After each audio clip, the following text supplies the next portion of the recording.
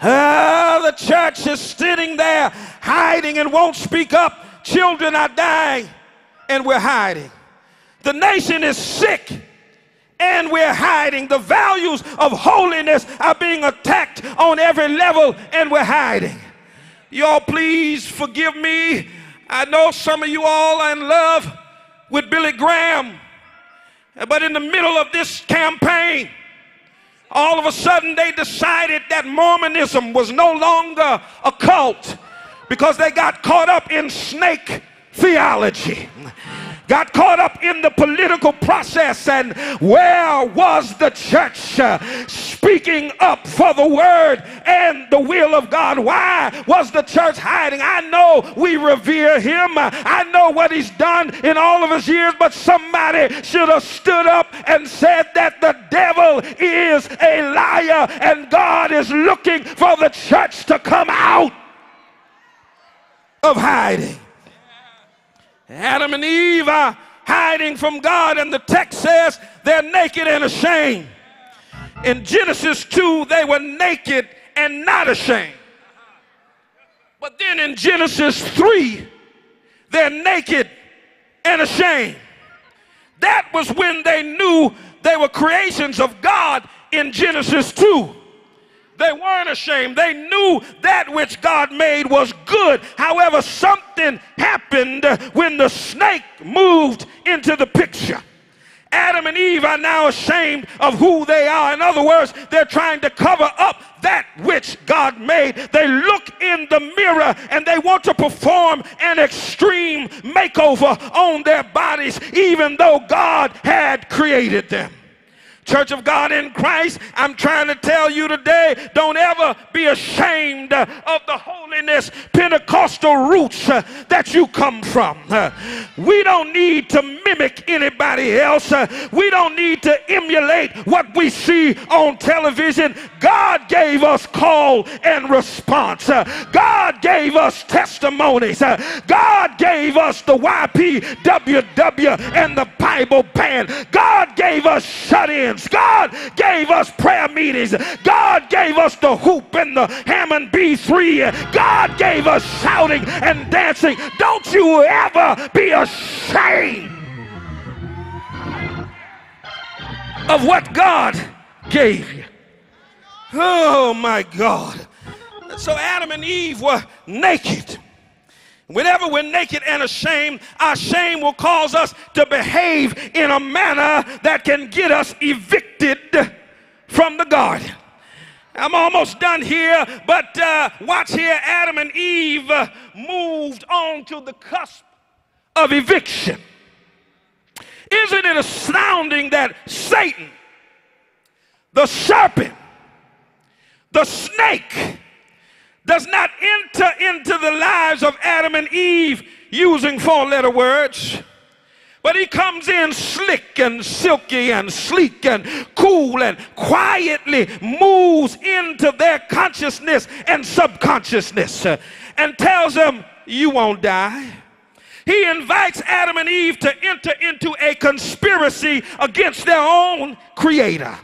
A conspiracy against their divine creator, a conspiracy against their parentage. You won't die. In other words, the creator didn't tell you the truth. Isn't it strange that Satan has moved into God's garden without an invitation and invites the occupants of the garden to enter into a conspiracy against the landlord of the garden? You won't die, you'll become as God. And he has done the same thing today. He's moved into the church. Oh, God, help me here. How did he get here, Pastor Swan? He came here in your Cadillac. He got here in your Mercedes. He came here on public transportation with you. He came here in your handbag. Help me, somebody. But he moved into the church and has convinced us to repackage the gospel. You don't have to preach the cross, do you? You don't need to preach against transgression, do you? You don't need to talk about homosexuality, do you? You don't need to deal with sin, do you? if you do that, you might reduce the tithe. Come on, somebody. He's broken into the church and co-opted the occupants of the church to conspire against the mandate of the one who birthed the church, because in Matthew 16 and 18, Jesus said, upon this rock I will build my church. Pastors, it's not your church. It's not the superintendent's church. It's not the bishop's church. It's not the pastor's church. But the church belongs to God. I'm almost done. Now, in order to understand this completely, we've got to look at what Adam and Eve did. What they did momentarily, what they did generationally, and what they did at every other stage of life. In order to understand that, we've got to look at the 8th Psalm and get a wider picture of what the snake did and what Adam and Eve fell for. For the text reads, O Lord, our Lord, how excellent is thy name in all the earth, who has set thy glory above the heavens. Out of the mouth of babes and sucklings hast thou ordained strength because of thine enemies, that thou might still the enemy and the avenger. When I consider thy heavens, the work of thy fingers, the moon and the stars which you have ordained, what is man that thou art mindful of him, and the son of man that thou visit him? For thou hast made him a little lower than the angels. In other words, what the devil was trying to tell Adam and Eve is, instead of being a little lower than the angels, I can bring you up here with God. Oh my God. Adam and Eve are in the garden where they had everything, but they tried to be like God. But here's the rub. They did not have a contract with God to be in the garden. They had a covenant with God. Some folk get evicted because they can't pay the rent. Some folk get evicted because they can't make the mortgage requirement. But Adam and Eve got evicted because they broke the covenant with God. And here's the thing that gets me is they were there in the garden, Brother Davis, and they didn't even have to pay any rent. God just wanted them to take care of the garden. Church of God in Christ, God has not charged you one dime for all the blessings that he bestowed upon you. He didn't charge you when he saved your soul. He didn't charge you when he picked you up out of the muck and the mire. He didn't charge you when he cleaned the drugs out of your system, when he took away the taste of nicotine, when he broke your gambling habit, when he fixed your broken marriage, when he saved your wayward son. He didn't charge you when he reclaimed your backslidden daughter, when he healed your sick body, when he dried up the cancer. He didn't charge you when he made a way out of no way. He didn't charge you for the expanse of his love, for the depth of his grace, for the power of his mercy, for the benefit of his favor. He didn't charge you for how far he brought you, how safe he kept you, how high he lifted you, how much he has done for you. Do I have a witness here that knows that God has blessed us, kept us, brought us, lifted us, and we're glad with his blood he has saved us, with his power he has raised us. To God be the glory for the things he has done.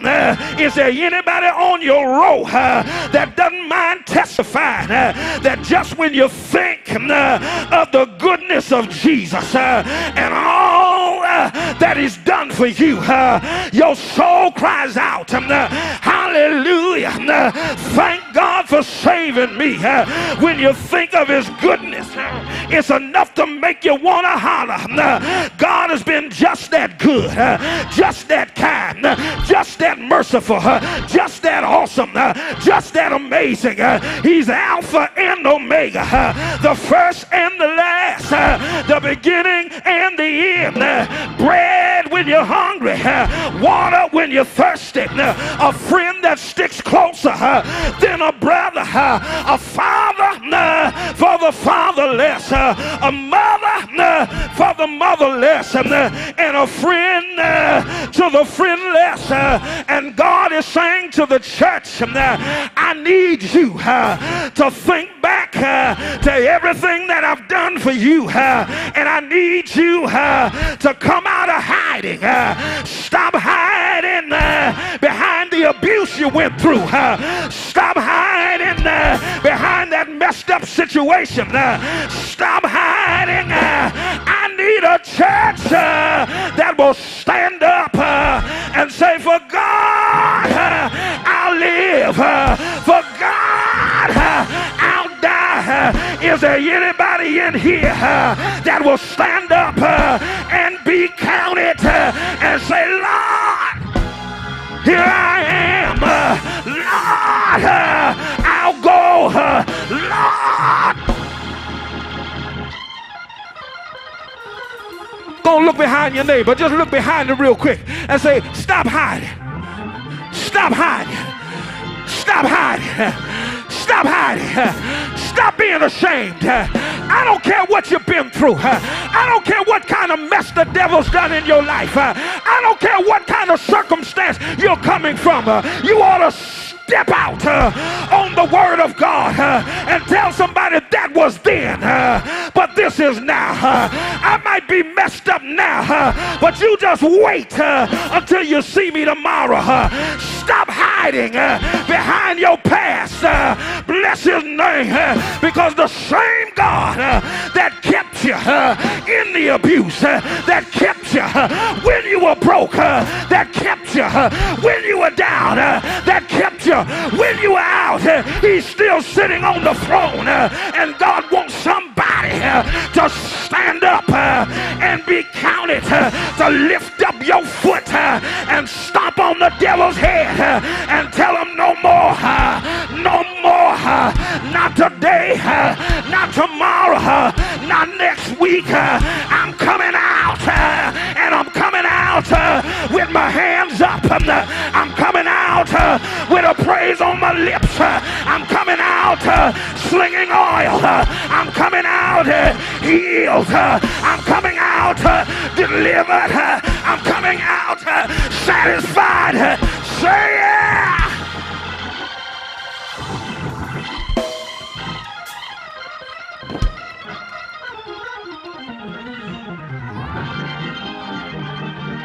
I wish you would grab somebody, pull on them real quick, and say, come on out from behind them fig leaves.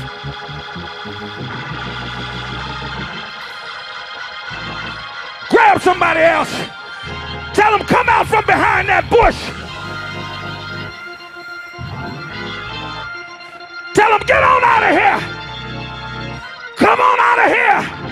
Stand up front and give God a praise.